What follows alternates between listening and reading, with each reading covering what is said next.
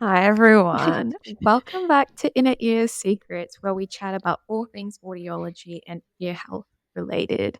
So, today we've got a special guest who's going to share her journey with cochlear implants with us. Girlies, let's give Sarah Farley a warm welcome. Hey guys. So, Sarah, you know that we always spill the tea on this podcast. So, are you ready to spill the tea with us today?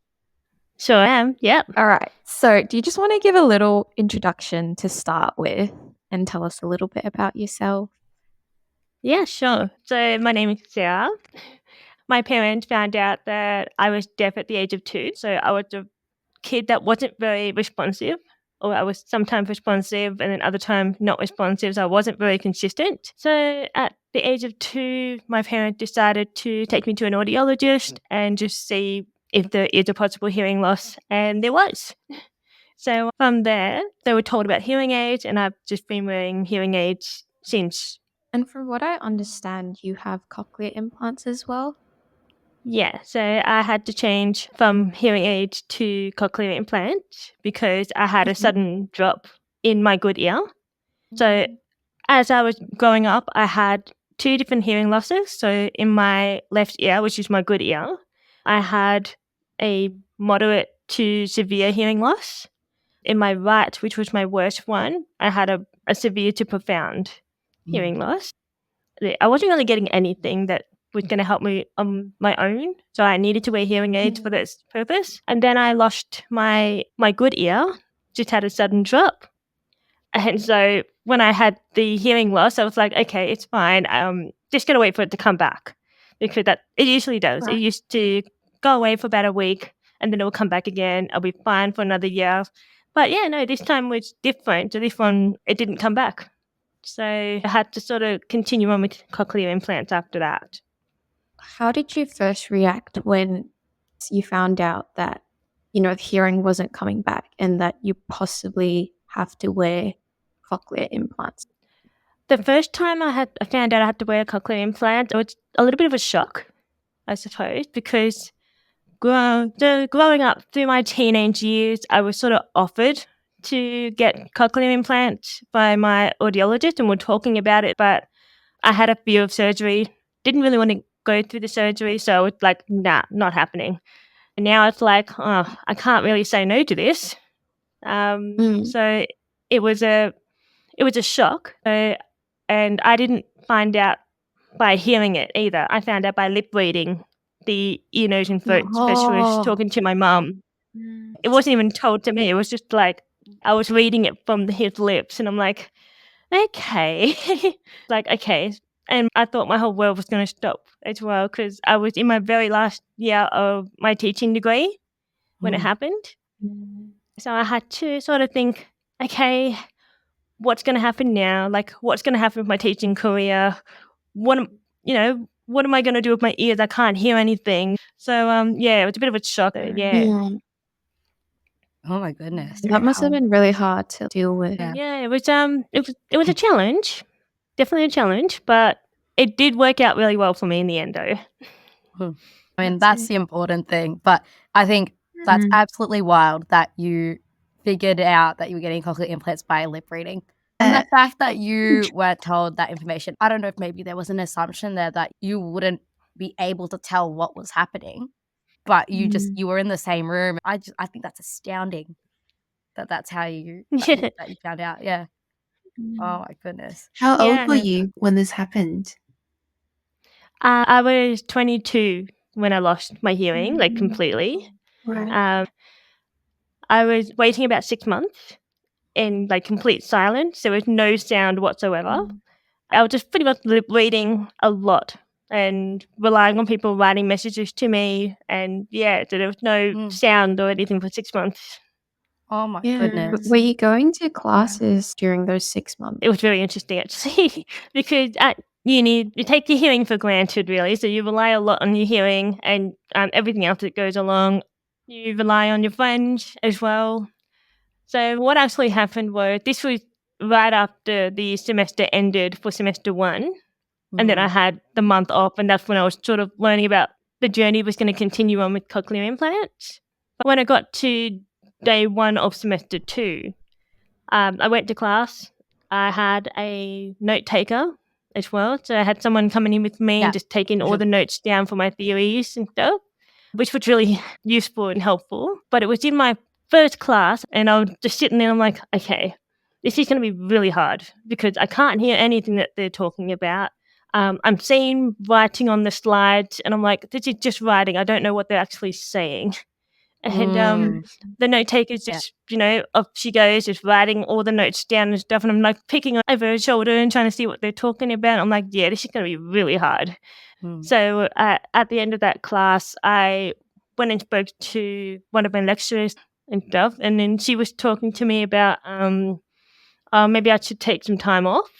So and I was just like, not really keen to do that. We went and spoke to my other lecturer who was sort of delivering the lecture at the time as well.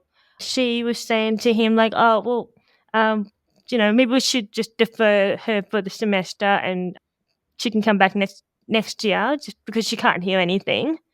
And then the immediate thing that he said was, no, yes, you can. You can definitely still come to classes. We've got a note taker here. We'll fill her in with everything that she needs to know. And from that point on, I was just like, oh my God, I like this guy. No, because he was just like so full of positivity. Like, yes, he saw that this was going to be a challenge, but he didn't stop me from going forward. He pretty much gave me his email address and said, look, just email me if you need any help with any of the content at all, and I will try and help you.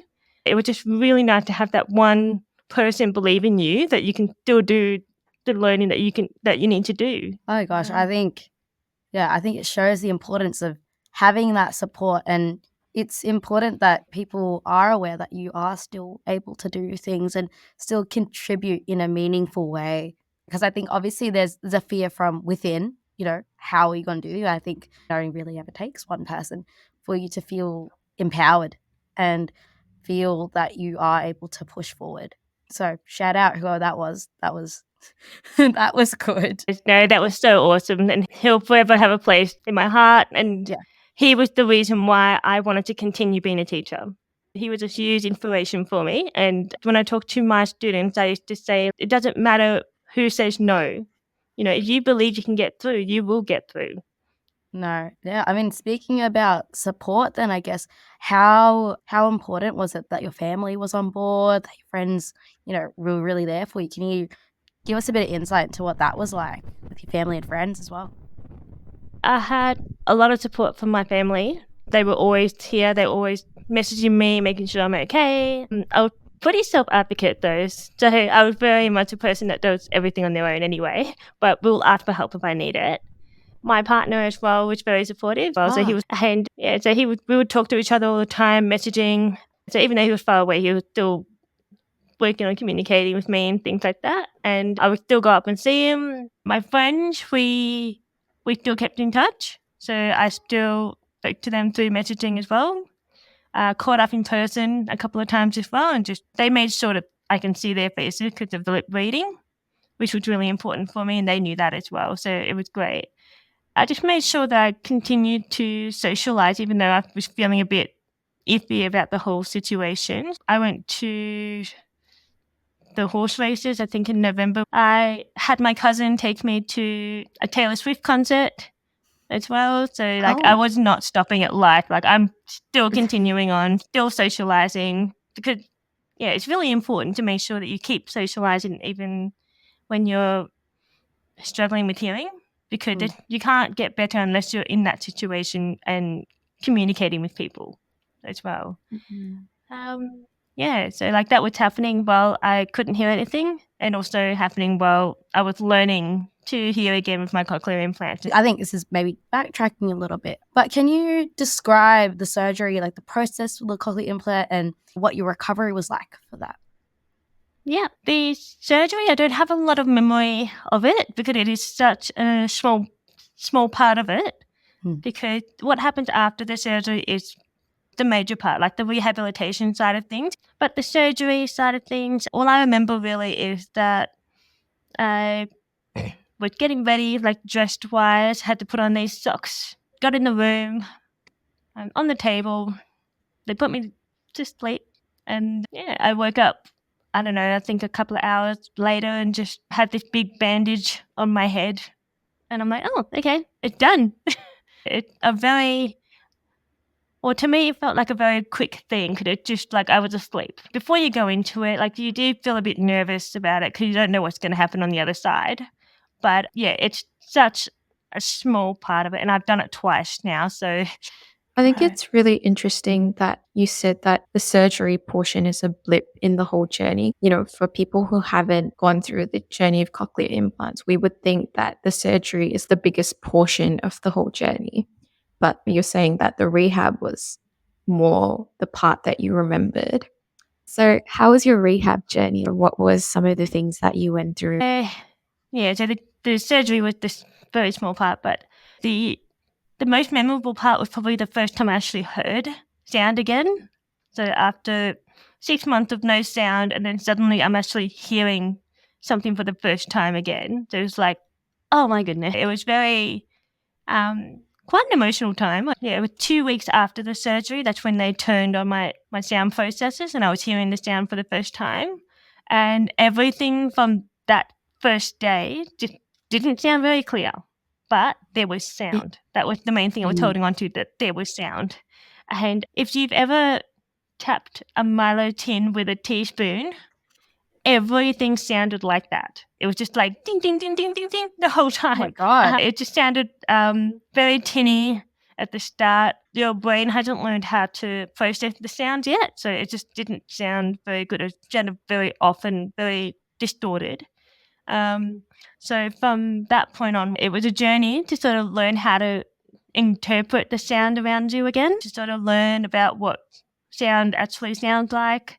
I had no idea that splashes actually made sound. So they turned on the tap, and and I could hear the water running, but then there was also little splashes here and there, and I'm just like, oh my God, the sound. And my favorite sound was the soft drink. Do you know how it fizzes on the top? Yeah. Yeah. When you pour it in, I'm just like, oh my God, that makes soft drink makes a sound.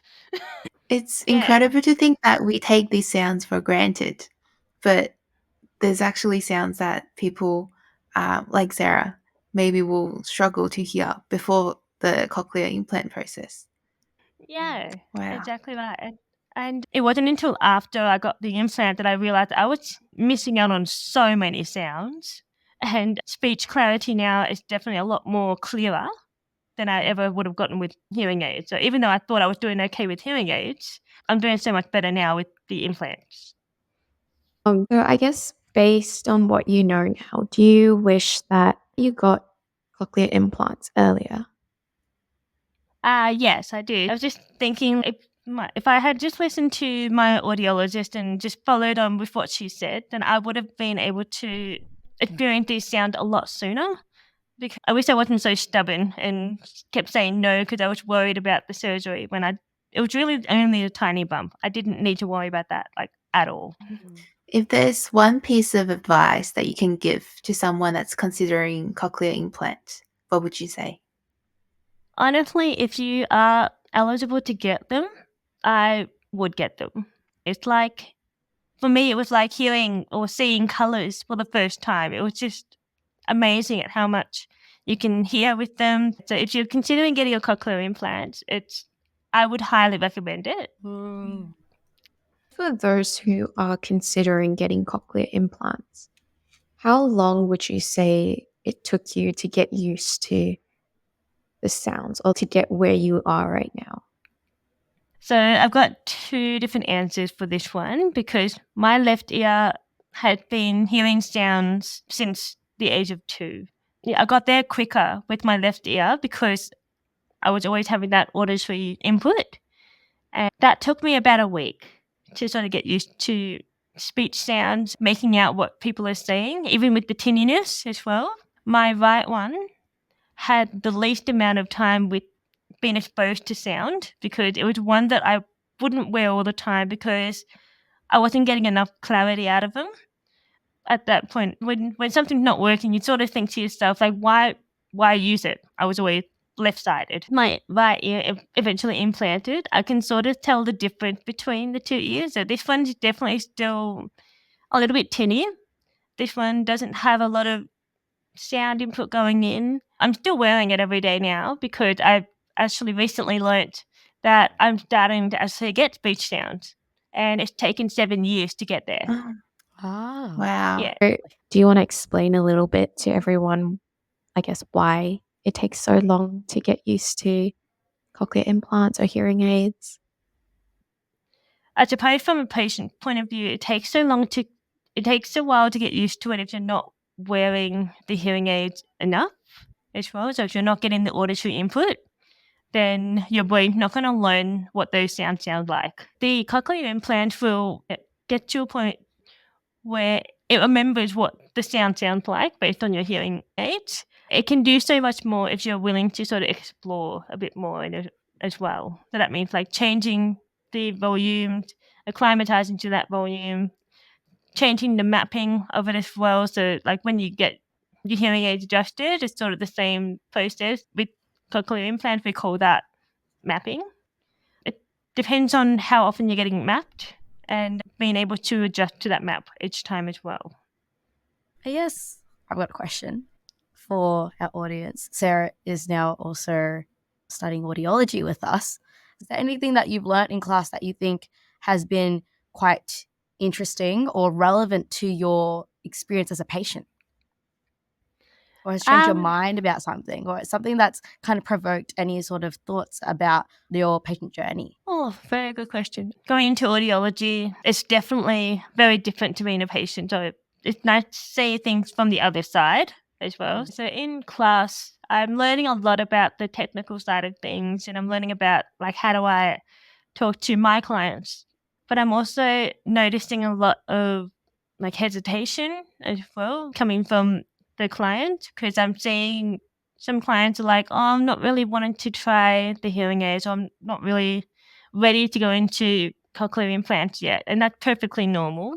I want to be able to share as well that like I'm so appreciative of my devices now because of the journey I went on. And I just hope that other clients can sort of appreciate their devices a bit more as well. Were there any resources or organizations that were very helpful to you? The resources that I used were Spotify, so lots of music, rehabilitation with music. I used a resource that's called Borrow Box. It's like a online library where you can borrow and return books digitally as well. I used the audiobooks in that one so that I can learn to listen to speech and hear stories and follow what people are talking to. Yeah. And then I also used, there's lots of support groups out there as well. So there's, for cochlear implant, there's a support group on Facebook.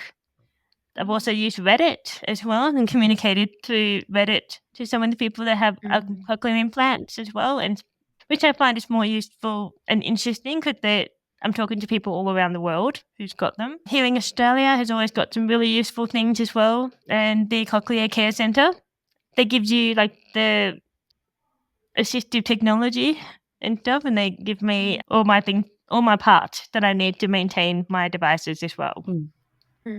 So it sounds like there's lots of support for people listening at home if they are considering cochlear implants. There's definitely lots of resources and organizations that can help. Yeah, and I forgot to mention as well that the Cochlear Care Centre will also have information sessions as well. People come out and talk about their experiences and talk about their journey through getting an implant as well, and have audiologists that work with CIs, and they'll come out and talk about it a bit more as well. So, Sarah, now that you've studied audiology, know a bit more about this profession, can you tell us something that you wish your audiologist could have done differently? Honestly, I had such an amazing audiologist. Like I absolutely loved her. I don't think there's anything that she could have done differently because my journey of going to a CI had to be my choice. So it had to be the choice of the patient. It can't be something that the audiologist can sort of force upon us or try and convince us otherwise. So I wouldn't say that she needs to improve anything in that regards at all. Coming from our profession as well, there's nothing that we can really say to convince our patient to go towards getting a CI. It has to be the patient's choice. The only thing that I can really say is that as an audiologist, just keep listening to your patient. Make sure you hear how they feel about it, and just guide them through their decision making. If they're not ready for it, then they're not ready for it. Like there's always time for it later. Yeah, I can't fault my audiologist at all. She was amazing. That's good.